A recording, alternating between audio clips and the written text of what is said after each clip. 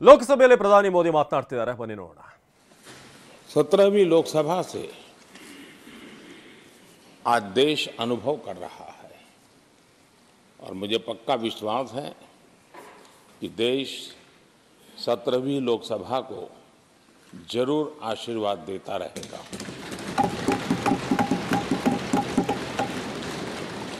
इन सारी प्रक्रियाओं में सदन के सभी माननीय सदस्यों का बहुत महत्वपूर्ण रोल रहा है, महत्वपूर्ण भूमिका रही है और ये समय है कि मैं सभी माननीय सांसदों का इस गृह के नेता के नाते भी और आप सबके एक साथी के नाते भी आप सबका अभिनंदन करता हूं.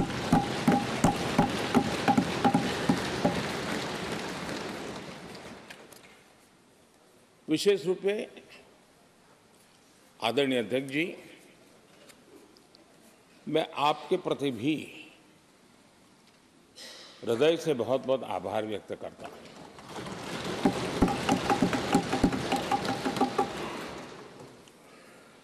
पांचों वर्ष कभी कभी सुमित्रा जी मुक्त हास्य करती थी, लेकिन आप हर पल आपका चेहरा मुस्कान से भरा रहता था. यहाँ कुछ भी हो जाए लेकिन कभी भी उस मुस्कान में कोई कमी नहीं आई.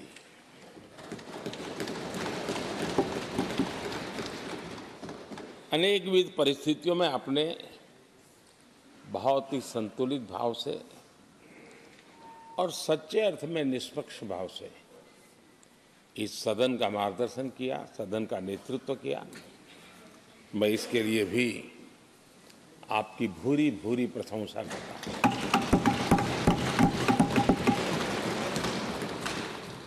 आक्रोश के पल भी आए, आरोप के भी पल आए, लेकिन आपने पूरे धैर्य के साथ इन सभी स्थितियों को संभालते हुए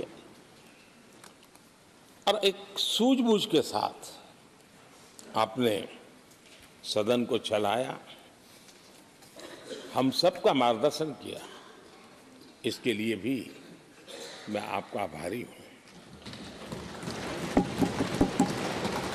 आदरणीय सभापति जी, इस 5 वर्ष में इस सदी का सबसे बड़ा संकट पूरी मानव जात ने झेला.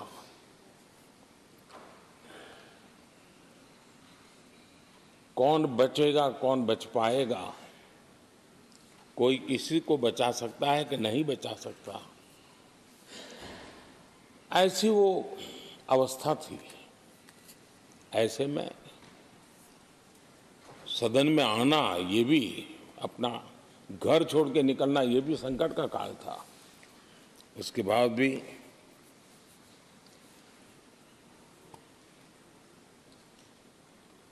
जो भी नई व्यवस्थाएं करनी पड़ी आपने उसको किया.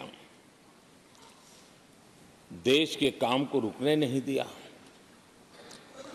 सदन की गरिमा भी बनी रहे और देश के आवश्यक कामों को जो गति देनी चाहिए वो गति भी बनी रहे और उस काम में सदन की जो भूमिका है वो रत्ती भर भी पीछे न रहे. इसको आपने बड़ी कुशलता के साथ संभाला और दुनिया के लिए एक उदाहरण के रूप में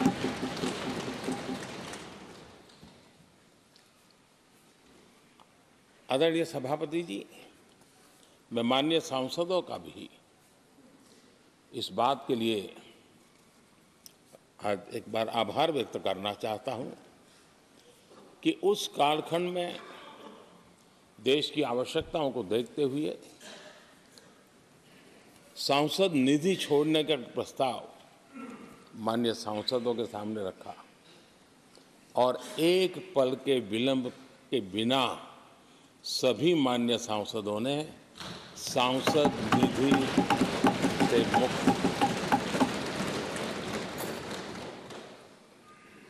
इतना ही नहीं, एक देशवासियों को पॉजिटिव मैसेज देने के लिए अपने आचरण से समाज को एक विश्वास देने के लिए सांसदों ने अपनी सैलरी में से 30% कटौती का निर्णय सबने खुद ने किया, ताकि देश को भी विश्वास हुआ कि ये सबसे पहले छोड़ने वाले लोग हैं। और आदरणीय सभापति जी, हम सभी सांसद बिना कारण साल में 2 बार हिंदुस्तान के मीडिया के किसी न किसी कोने में गाली खाते रहते थे कि ये सांसदों को इतना मिलता है और कैंटीन में इतने में खाते हैं, बाहर इतने में मिलता है, कैंटीन में इतने में मिलता है, बाहर यानी पता नहीं बाहर नोट लिए जाते थे। आपने निर्णय किया सबके लिए समान रेट होंगे कैंटीन में, और सांसदों ने कभी भी विरोध नहीं किया, शिकायत भी नहीं की, और सभी सांसदों की बिना कारण इतनी फजेत करने वाले लोग मजे लेते थे, उससे हम सबको आपने बचा लिया। इसके लिए भी मैं आपका आभार व्यक्त करता हूं। आदरणीय सभापति जी, ये बात सही है कि हमारे कई लोकसभा के चाहे 17वीं हो, 16वीं हो, 15वीं हो,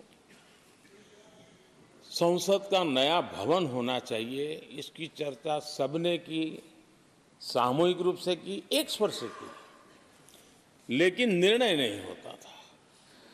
ये आपका नेतृत्व है जिसने निर्णय किया, चीज़ों को आगे बढ़ाया, सरकार के साथ अनेक मीटिंगें की, और उसी का परिणाम है कि आज देश को ये नया संसद भवन प्राप्त हुआ है।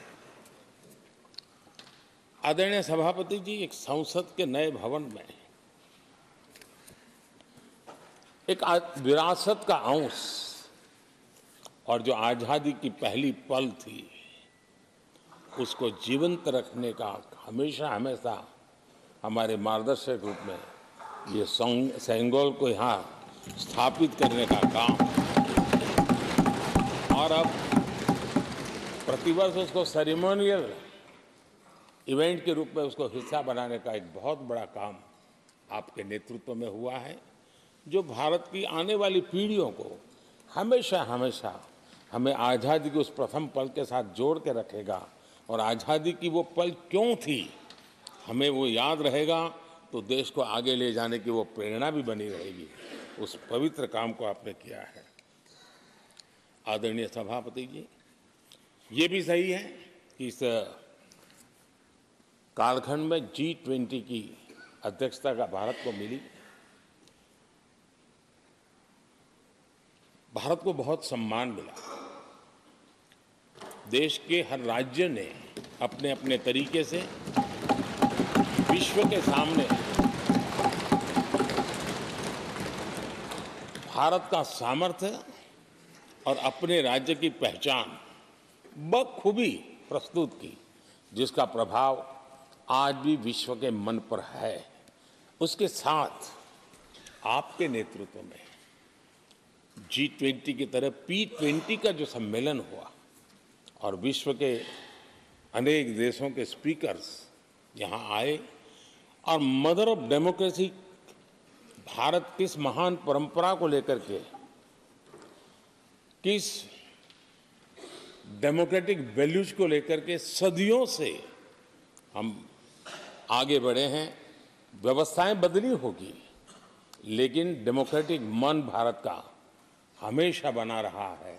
उस बात को आपने विश्व के स्पीकर्स के सामने बखूबी प्रस्तुत की, और भारत को लोकतांत्रिक व्यवस्थाओं में भी एक प्रतिष्ठा प्राप्त कराने का काम आपके नेतृत्व में हुआ। आदरणीय सभापति जी, मैं एक बात के लिए आपका विशेष अभिनंदन करना चाहता हूं। शायद हमारे सभी माननीय सांसदों का और मीडिया का भी उस तरफ ध्यान नहीं गया है।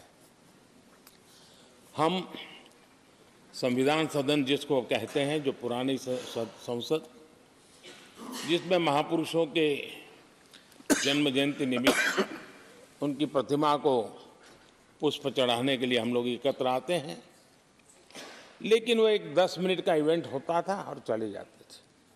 आपने देश भर में इन महापुरुषों के लिए वक्तृत्व स्पर्धा, निबंध स्पर्धा का एक अभियान चलाया। उसमें से जो बेस्ट ऑरेटर होते थे और बेस्ट एसेज होते थे, हर राज्य से 2-2 बालक उस दिन दिल्ली आते थे और उस महापुरुष की जन्म जयंती के समय, पुष्प वर्षा के समय वो मौजूद रहते थे, देश के नेताओं को, और बाद में वो पूरा दिन भर रह करके उस पर अपना व्याख्यान देते थे। वे दिल्ली के अन्य स्थान पर जाते थे, वो सांसद की गतिविधियों को समझते थे। यानी अपने ये निरंतर प्रक्रिया चला करके देश के लाखों विद्यार्थियों को भारत की संसदीय परंपरा से जोड़ने का बहुत बड़ा काम किया। और ये परंपरा, ये आपके खाते में रहेगी और आने वाले समय में हर कोई बड़े गौरव के साथ इस परंपरा को आगे बढ़ाएगा। मैं इसके लिए भी आपका अभिनंदन करता हूँ। आदरणीय अध्यक्ष जी, संसद की लाइब्रेरी जिसको उपयोग करना चाहिए वो कितना कर पाते थे वो तो मैं नहीं कह सकता हूँ, लेकिन आपने उसके दरवाजे सामान्य व्यक्ति के लिए खोल दिए। ज्ञान का ये खजाना, परंपराओं की विरासत, उसको आपने जन सामान्य के लिए खोल करके बहुत बड़ी सेवा की है। मैं इसके लिए भी आपका हृदय से अभिनंदन करता हूँ। पेपरलेस पार्लियामेंट, डिजिटलाइजेशन, आपने आधुनिक टेक्नोलॉजी हमारी व्यवस्था में कैसे बने। शुरू में कुछ साथियों को दिक्कत रही, लेकिन अब सब इसके आदी हो गए हैं। सब मैं देखता हूँ जब यहाँ बैठे हैं तो कुछ न कुछ करते रहते हैं। तो अपने आप में एक बहुत बड़ा काम आपने किया है। ये एक स्थायी व्यवस्थाएं आपने निर्माण की है। मैं इसके लिए आपका बहुत आभार व्यक्त करता हूँ। आदरणीय अध्यक्ष जी, आपकी कुशलता और माननीय सांसदों की जागरूकता, उन सबका संयुक्त प्रयास मैं कह सकता हूँ कि जिसके कारण 17वीं लोकसभा की प्रोडक्टिविटी करीब 97% रही है।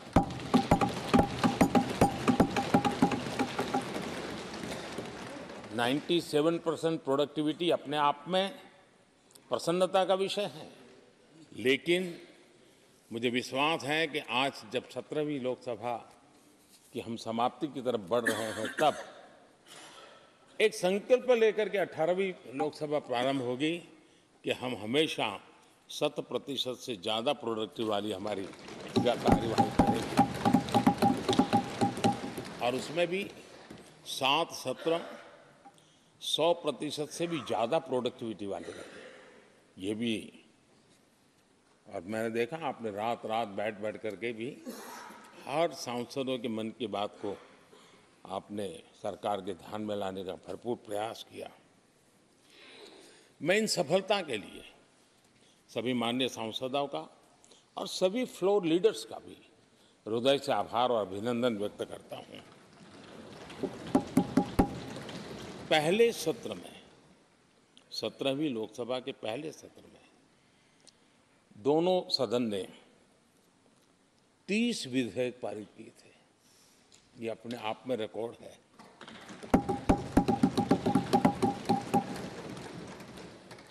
और एक नए बेंचमार्क 17वीं लोकसभा ने बनाए हैं। आदरणीय अध्यक्ष जी, आजादी के 75 वर्ष पूरा होने का उत्सव, हम सबको कितना बड़ा सौभाग्य मिला कि ऐसे अवसर पर हमारे सदन ने अत्यंत महत्वपूर्ण कामों को नेतृत्व किया, हर स्थान पे हुआ। शायद ही कोई सांसद ऐसा होगा कि जिसने आज़ादी के 75 वर्ष को लोकोत्सव बनाने में अपने अपने क्षेत्र में भूमिका अदा न की हो। यानी सचमुच में आज़ादी के 75 वर्ष को देश ने जी भर कर के उत्सव से बनाया और उसमें हमारे माननीय सांसदों की और इस सदन की बहुत बड़ी भूमिका रही है। हमारे संविधान लागू होने के 75 वर्ष, ये भी अवसर इसी समय इसी सदन को मिला है, इसी सभी माननीय सांसदों को मिला है। और संविधान की जो भी जिम्मेवारियां उसकी शुरुआत यहाँ से होती हैं और उनके साथ ही जुड़ना ये अपने आप में बहुत बड़ी प्रेरक है। आदरणीय अध्यक्ष जी, इस कार्यकाल में बहुत ही रिफॉर्म्स हुए हैं और गेम चेंजर है। 21वीं सदी के भारत की मजबूत नींव उन सारी बातों में नजर आती है। एक बड़े बदलाव की तरफ तेज गति से देश आगे बढ़ा है और इसमें भी सदन के सभी साथियों ने बहुत ही उत्तम मार्गदर्शन किया है, अपनी हिस्सेदारी जताई है और देश, हम संतोष से कह सकते हैं कि हमारी अनेक पीढ़ियां जिन बातों का इंतजार करती थी, ऐसी बहुत से काम इस 17वीं लोकसभा के माध्यम से पूरे हुए। पीढ़ियों का इंतजार खत्म हुआ। अनेक पीढ़ियों ने एक संविधान, इसके लिए सपना देखा था, लेकिन हर पल उस संविधान में एक दरार दिखाई देती थी, एक खाई नजर आती थी, एक रुकावट चुभती थी। लेकिन इसी सदन ने धारा 360 आर्टिकल 370 हटा करके संविधान के पूर्ण रूप को, उसके पूर्ण प्रकाश के साथ उसका प्रकटीकरण हुआ। और मैं मानता हूं, जब संविधान के 75 वर्ष हुए हैं, जिन जिन महापुरुषों ने संविधान को बनाया है, उनकी आत्मा जहां भी होगी जरूर हमें आशीर्वाद देते होंगे, ये काम हमने पूरा किया।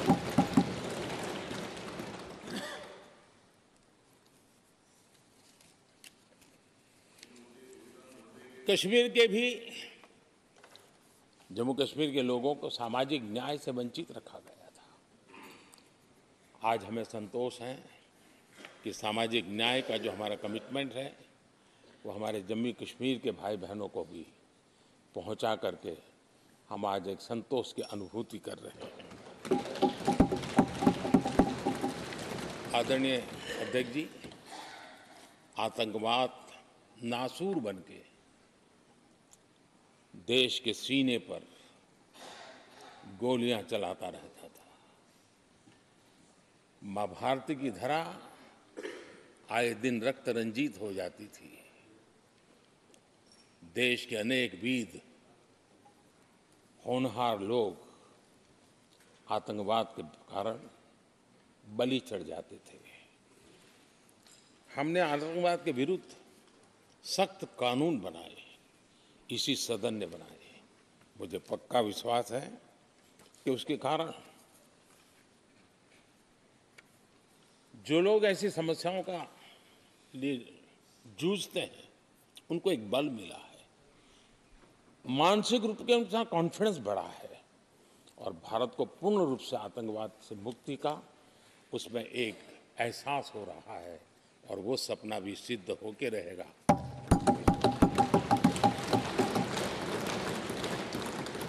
हम 75 साल तक अंग्रेजों की दी हुई दंड संहिता में जीते रहे। हम गर्व से कहेंगे देश को, नई पीढ़ी को कहेंगे, आप अपने पोते पोती को कह सकेंगे गर्व से कि देश 75 साल भले दंड संहिता में जिया, लेकिन अब आने वाली पीढ़ी न्याय संहिता में जिएगी। और यही सच्चा लोकतंत्र है। आदरणीय अध्यक्ष जी, मैं आपका एक बात के लिए और अभिनंदन करना चाहूंगा कि नया सदन, इसकी भव्यता वगैरह तो है ही, लेकिन उसका प्रारंभ एक ऐसे काम से हुआ है जो भारत की मूलभूत मान्यताओं को बल देता है, और वो नारी शक्ति वंदन अधिनियम।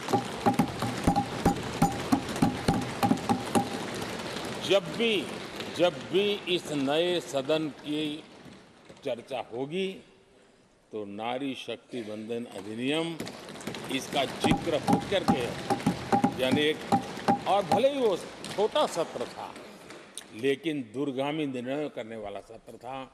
इस नए सदन की पवित्रता का एहसास उसी पल शुरू हो गया था, जो हम लोगों को एक नई शक्ति देने वाला है, और उसी का परिणाम है कि आने वाले समय में जब बहुत बड़ी मात्रा में यहाँ हमारी माताएं बहनें बैठी होगी, देश गौरव की अनुभूति होगी।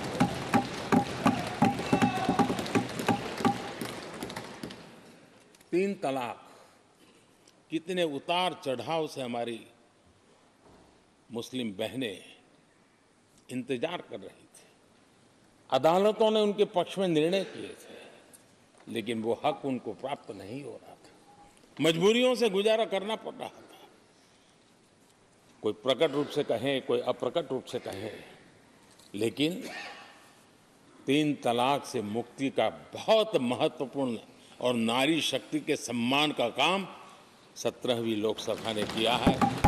सभी मान्य सांसद, उनके विचार कुछ भी रहे हो, उनका निर्णय कुछ भी रहा हो, लेकिन कभी न कभी तो कहेंगे कि हाँ, इन बेटियों को न्याय देने का काम भी करने के समय हम वहां मौजूद हैं। पीढ़ियों से होता यह न्याय हमने पूरा किया है, और वो बहनें हमें आशीर्वाद दे रही है। आदरणीय अध्यक्ष जी, आने वाले 25 वर्ष हमारे देश के लिए बहुत महत्वपूर्ण है। राजनीति की गहमागहमी अपनी जगह पे है, राजनीतिक क्षेत्र के लोगों की अपनी आशा आकांक्षा अपनी जगह पे है, लेकिन देश की अपेक्षा, देश की आकांक्षा, देश का सपना, देश का संकल्प ये बन चुका है। 25 साल वो हैं जो देश इच्छित परिणाम प्राप्त करके रहेगा।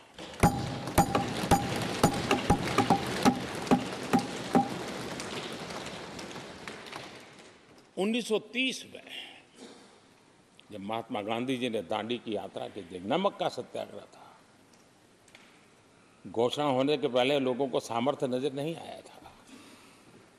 चाहे स्वदेशी आंदोलन हो, चाहे सत्याग्रह की परंपरा हो, चाहे नमक का सत्याग्रह हो, उस समय तो घटनाएं छोटी लगती थी, लेकिन 1947 वो 25 साल का कालखंड, उसने देश के अंदर वो जज्बा पैदा कर दिया था। हर व्यक्ति के दिल में वो जज्बा पैदा कर दिया था कि अब तो आज़ाद होकर रहना है। मैं आज देख रहा हूं कि देश में वो जज्बा पैदा हुआ है। हर गली मोहल्ले में हर बच्चे के मुंह से निकला है कि 25 साल में हम विकसित भारत बना के रहेंगे। इसलिए ये 25 साल मेरी देश की युवा शक्ति के अत्यंत महत्वपूर्ण कालखंड है, और हम में से कोई ऐसा नहीं होगा जो नहीं चाहता होगा कि 25 साल में देश विकसित भारत न बने। हर किसी का सपना है। कुछ लोगों ने सपने को संकल्प बना लिया है, कुछ लोग शायद संकल्प बनाते देर हो जाएगी, लेकिन जुड़ना हर एक को होगा। और जो जुड़ भी नहीं पाएंगे और जीवित होंगे तो फल तो जरूर खाएंगे। ये मेरा आदरणीय अध्यक्ष जी, ये 5 वर्ष युवाओं के लिए बहुत ही ऐतिहासिक कानून भी बने हैं। व्यवस्था में पारदर्शिता लाकर युवाओं को नए मौके दिए गए हैं। पेपर लीक जैसी समस्या जो हमारे युवाओं को चिंतित करती थी, हमने बहुत ही कठोर कानून बनाया है ताकि उनके मन में जो सवाल या निशान था और उनको व्यवस्था के प्रति उनका गुस्सा था, उसको एड्रेस करने का सभी माननीय सांसदों ने देश के युवाओं के मन के भाव को समझ करके बहुत ही महत्वपूर्ण निर्णय किया है। आदरणीय अध्यक्ष जी, ये बात सही है कि कोई भी मानव जात अनुसंधान के बिना आगे नहीं बढ़ सकती है। उसको नित्य परिवर्तन के लिए अनुसंधान अनिवार्य होते हैं और मानव जात का लाखों साल का इतिहास गवाह है कि हर काल में अनुसंधान होते रहे हैं, जीवन बढ़ता चला गया है, जीवन का विस्तार होता गया है। इस सदन ने विधिवत रूप से कानूनी व्यवस्था खड़ी करके अनुसंधान को प्रोत्साहन देने का बहुत बड़ा काम किया है। नेशनल रिसर्च फाउंडेशन, ये कानून आमतौर पर रोजमर्रा की राजनीति की चर्चा का विषय बन नहीं पता, लेकिन इसके परिणाम बहुत दूरगामी होने वाले हैं और इतना बड़ा महत्वपूर्ण काम ये 17वीं लोकसभा ने किया है। मुझे पक्का विश्वास है देश की युवा शक्ति में इस व्यवस्था के कारण दुनिया का रिसर्च और का एक हब हमारा देश बन सकता है। हमारे देश की युवा के टैलेंट ऐसी है, आज भी दुनिया की बहुत कंपनियां ऐसी हैं जिनके इनोवेशन के काम आज भी भारत में हो रहे हैं, लेकिन एक बहुत बड़ा हब बनेगा, ये मेरा पूरा विश्वास है। आदरणीय अध्यक्ष जी, 21वीं सदी में हमारी बेसिक नीड्स पूरी तरह बदल रही है। कल तक जिसका कोई मूल्य नहीं था, कोई ध्यान नहीं था, वो आने वाले में बहुत अमूल्य बन चुका है। जैसे डेटा, पूरी दुनिया में चर्चा है डेटा का सामर्थ्य क्या होता है। हमने डेटा प्रोटेक्शन बिल ला करके पूरी भावी पीढ़ी को सुरक्षित कर दिया है। पूरी भावी को एक नया शस्त्र हमने उसके हाथ में दिया है, जिसके आधार पर वो अपने भविष्य को बनाने के लिए इसका सही इस्तेमाल भी करेंगे। और digital personal data protection act, ये हमारी 21वीं सदी की पीढ़ी को और दुनिया के लोगों को भी भारत के इस एक्ट के प्रति रुचि बनी हुई है। दुनिया के देश उसका अध्ययन करते हैं, अपने अपना नई नई व्यवस्था अनुकूल करने के लिए प्रयास कर रहे हैं। और डाटा का उपयोग कैसे हो, उसकी भी उसमें गाइडलाइंस है। अनेक प्रकार से प्रोटेक्शन का पूरा प्रबंध करते हुए इसका सामर्थ्य कैसे आए, जिस डेटा को लोग गोल्ड माइन कहते हैं, न्यू ऑयल कहते हैं, मैं समझता हूँ वो सामर्थ्य भारत को प्राप्त हो। और भारत इस शक्ति के इसलिए विशेष है क्योंकि विविधताओं से भरा हुआ देश है। हमारे पास जिस प्रकार की जानकारी और हमारे साथ जुड़े हुआ डेटा जो जनरेट होता है, सिर्फ हमारा रेलवे पैसेंजर्स का डेटा कोई देख ले, दुनिया के लिए बहुत बड़ा संशोधन का विषय बन सकता है। उसकी ताकत को हमने पहचान करके इस कानूनी व्यवस्था को दिया है। आदरणीय अध्यक्ष जी, जल थल नभ, इस सदियों से इन क्षेत्रों की चर्चा चली है, लेकिन अब समुद्री शक्ति और स्पेस की शक्ति और साइबर की शक्ति, एक ऐसी त्रिविध शक्तियों का मुकाबला करने की आवश्यकता खड़ी हुई है। और विश्व जिस प्रकार के संकटों से गुजर रहा है और विश्व जिस प्रकार के विचारे प्रभाव पैदा करने का प्रयास कर रहे हैं, तब इन क्षेत्रों में हमें सकारात्मक सामर्थ्य भी पैदा करना है और नकारात्मक शक्तियों से अपने आप को, हर चुनौती को चुनौती लेने का सामर्थ्य भी बनाना है।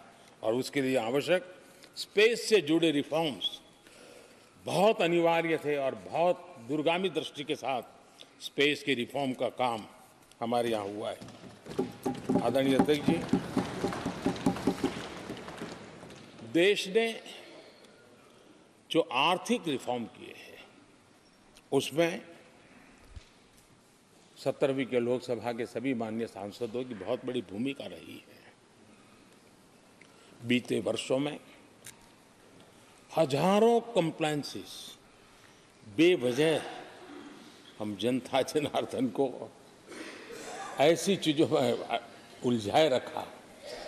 ये गवर्नेंस की एक ऐसी विकृत व्यवस्था विकसित हो गई उसमें से मुक्ति दिलाने का बहुत बड़ा काम हमारे यहाँ हुआ है और इसके लिए भी ये सदन का मैं आभारी हूँ। यानी इस प्रकार के कंप्लायंसेस के बोझ में सामान्य व्यक्ति तो दब जाता है।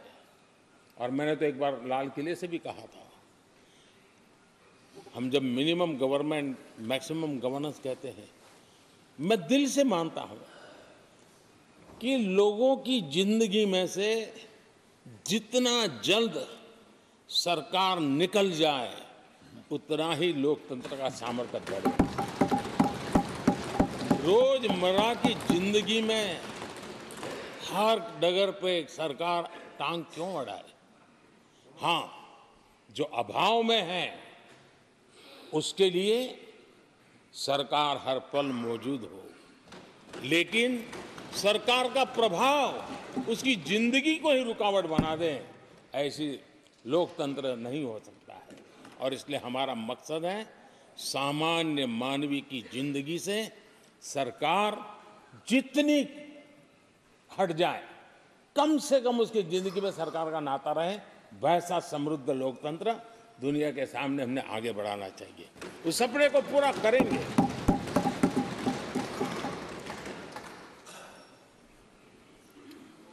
आदरणीय अध्यक्ष जी, companies act, limited liability partnership act, 60 से अधिक गैर जरूरी कानूनों को हमने हटाया है। ईज ऑफ डूइंग बिजनेस, इसके लिए ये बहुत बड़ी आवश्यकता थी, क्योंकि अब देश को आगे बढ़ना है तो बहुत सारी रुकावटों से बाहर आना पड़ेगा। हमारे कई कानून तो ऐसे थे, छोटी छोटे कारणों से जेल में भर दो बस। यहाँ तक कि फैक्ट्री है और उसके शौचालय को 6 महीने में एक बार अगर व्हाइट वॉश नहीं किया है तो उसके लिए जेल थी, वो कितनी बड़ी कंपनी का मालिक क्यों न हो। अब ये जो एक प्रकार की जो अपने आप को बड़े लेफ्ट लिबरल कहते हैं, उन लोगों की आइडियोलॉजी, और देश में ये तुमारशाही का जमाना, उन सारों से मुक्ति दिलाने का हमें भरोसा होना चाहिए भाई, वो करेगा। आज लोगों के घरों में लिफ्ट होती है, वो सोसाइटी फ्लैट वाले लोग अपनी लिफ्ट रिपेयर करते ही है जी, हर चीज कर लेते हैं।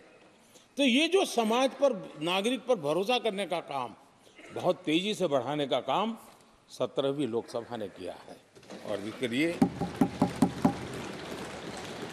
जन विश्वास एक्ट, मैं समझता हूं 180 से ज्यादा प्रावधान डीक्रिमिनलाइज करने का काम किया है। जो मैं कहा छोटी छोटी बात में जेल में डाल देना, ये डीक्रिमिनलाइज करके हमने नागरिक को ताकत दी है। वो इसी सदन ने किया है, यही माननीय सांसदों ने किया है। कोर्ट की चक्कर से जिंदगी बचाने के लिए बहुत महत्वपूर्ण काम, कोर्ट के बाहर विवादों से मुक्ति, उस दिशा में एक महत्वपूर्ण काम, मध्यस्थता का कानून, उस दिशा में भी इसी माननीय सांसदों ने बहुत बड़ी भूमिका अदा की। जो हमेशा हाशिए पर था, किनारे पर थे, जिनको कोई पूछता नहीं था, सरकार होने का उनको एहसास हुआ है। हाँ, सरकार है, हम है। जब कोविड में मुफ्त इंजेक्शन मिलता था ना, उसको भरोसा होता था, चलिए जान बच गई, सरकार होना का उसको एहसास होता था। और यही तो सामान्य मानवीय की जिंदगी में बहुत आवश्यक होता है। वो असहायता न अनुभव, अब क्या होगा, ये स्थिति पैदा नहीं होनी चाहिए। ट्रांसजेंडर समुदाय अपमानित महसूस करता था, और जब बार बार वो अपमानित होता था तो उसके अंदर भी विकृतियों की संभावनाएं बढ़ती रहती थी, और ऐसे विषयों से सब लोग दूर भागते थे। 17वीं लोकसभा के सभी माननीय सांसदों ने ट्रांसजेंडर्स के प्रति भी संवेदना जताई और उनके जीवन में भी बेहतरीन जिंदगी बने। और आज दुनिया के अंदर जब भारत ने ट्रांसजेंडर के लिए किए हुए काम हैं, जो निर्णय किए हैं, इसकी चर्चा है, दुनिया को बड़ा जब हम कहते हैं ना हमारे यहाँ इवन हमारे माता बहनों के लिए प्रेगनेंसी के लिए 26 वीक की डिलीवरी के समय की छुट्टी, दुनिया के समृद्ध देशों को भी आश्चर्य होता है। अच्छा, यानी ये प्रोग्रेसिव निर्णय यहीं पर हुए हैं, इसी 17वीं लोकसभा में हुए हैं। हमने ट्रांसजेंडर को एक पहचान दी है। अब तक करीब 16-17 हज़ार ट्रांसजेंडर को उनका आइडेंटिटी कार्ड दिया गया है ताकि उनके जीवन को, और मैंने देखा अब तो मुद्रा योजना से पैसे लेकर के छोटा मोटा वो बिजनेस करने लगी है, वो कमाने लगी है। पद्मा अवार्ड हमने ट्रांसजेंडर को दिया है, एक सम्मान की जिंदगी जीने के लिए। सरकार से जुड़ी अनेक योजनाओं का लाभ जो अब तक उनको मिलता नहीं था, मिलना प्रारंभ हुआ है। वो सम्मानीय जिंदगी। आदरणीय अध्यक्ष जी, बहुत विकट काल में हमारा समय गया क्योंकि 1.5-2 साल कोविड ने हमारे पर बहुत बड़ा दबाव डाला, लेकिन उसके बावजूद भी 17वीं लोकसभा देश के लिए बहुत उपकारक रही है, बहुत अच्छे काम किए हैं। लेकिन उस समय हमने कई साथियों को भी खो दिया है। हो सकता है अगर आज वो हमारे बीच होते तो आज इस विदाई समारोह में मौजूद होते, लेकिन बीच में ही कोविड के कारण हमें अपने बहुत होनहार साथियों को खोना पड़ा। उसका दुख हमेशा हमेशा हमारे रहेंगे। आदरणीय अध्यक्ष जी, 17वीं लोकसभा का अंतिम सत्र और अंतिम आवर ही समझ लीजिए है। लोकतंत्र और भारत की यात्रा अनंत है, अनेक, और ये देश किसी पर्पज के लिए है, उसका कोई लक्ष्य है, वो पूरी मानव जात के लिए। चाहे श्री अरविंदो ने देखा हो, चाहे स्वामी विवेकानंद जी ने देखा हो, लेकिन आज उन शब्दों में, उस विजन में सामर्थ्य था, वो हम आंखों के सामने देख पा रहे हैं। दुनिया जिस प्रकार से भारत के महात्म्य को स्वीकार कर रही है, भारत के सामर्थ्य को स्वीकारने लगी है, और उसको, उस यात्रा को हमें और शक्ति के साथ आगे बढ़ाना है। आदरणीय अध्यक्ष जी, चुनाव बहुत दूर नहीं है। कुछ लोगों को थोड़ी घबराहट रहती होगी, लेकिन ये लोकतंत्र का सहज आवश्यक पहलू है। हम सब उसको गर्व से स्वीकार करते हैं, और मुझे विश्वास है कि हमारे चुनाव भी देश की शान बढ़ाने वाले, लोकतंत्र की हमारी जो परंपरा है, पूरे विश्व को अचंभित करने वाले अवश्य रहेंगे, ये मेरा पक्का विश्वास है।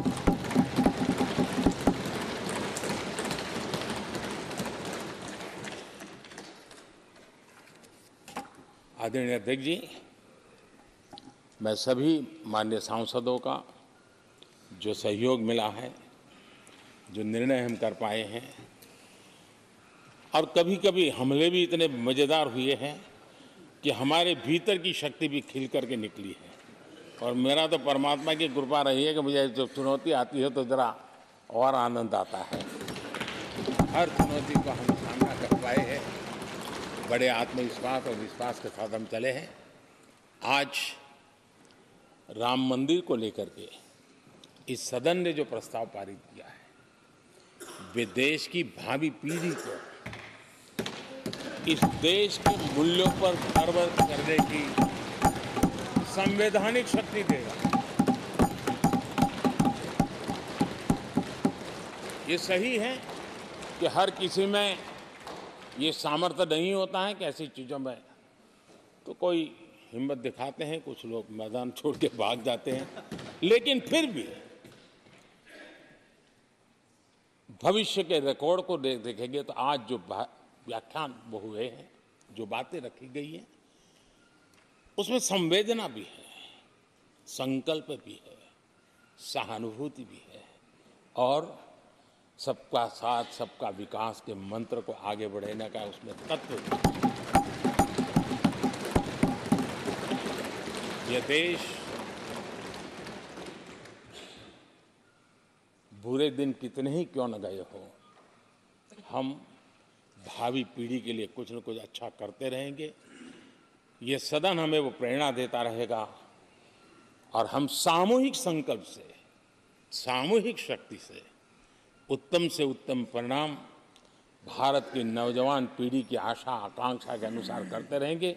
इसी विश्वास के साथ फिर एक बार आपका आभार प्रकट करता हूँ, सभी माननीय सांसदों का आभार प्रकट करता हूँ। बहुत बहुत धन्यवाद।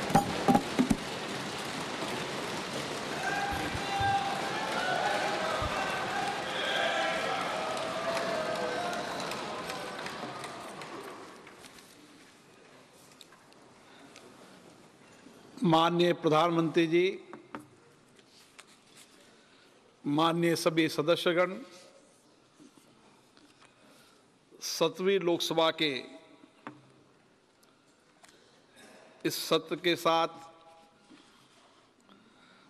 लोकसभा का आज समापन हो रहा है। 7वीं लोकसभा इसलिए भी विशेष है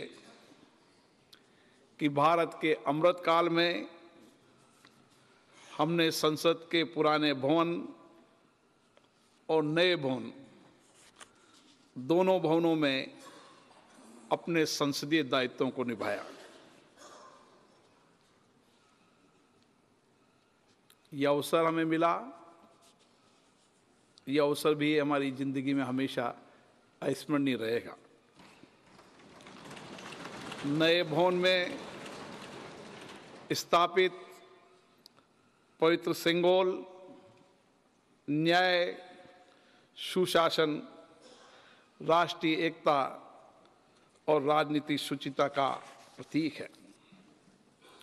हमारे महान लोकतंत्र की इस उच्चतम संस्था के पीठासीन अधिकारी के रूप में आप सबके सहयोग से, आपके सकारात्मक सहयोग से मैंने दायित्व निभाया। माननीय प्रधानमंत्री जी ने अभी बहुत बातें हमें प्रेरणा स्वरूप बताई। हमारे लिए ये पल ऐतिहासिक पल रहेगा, अद्भुत भी रहेगा और हमारी जिंदगी में लोकतंत्र की इस यात्रा के लिए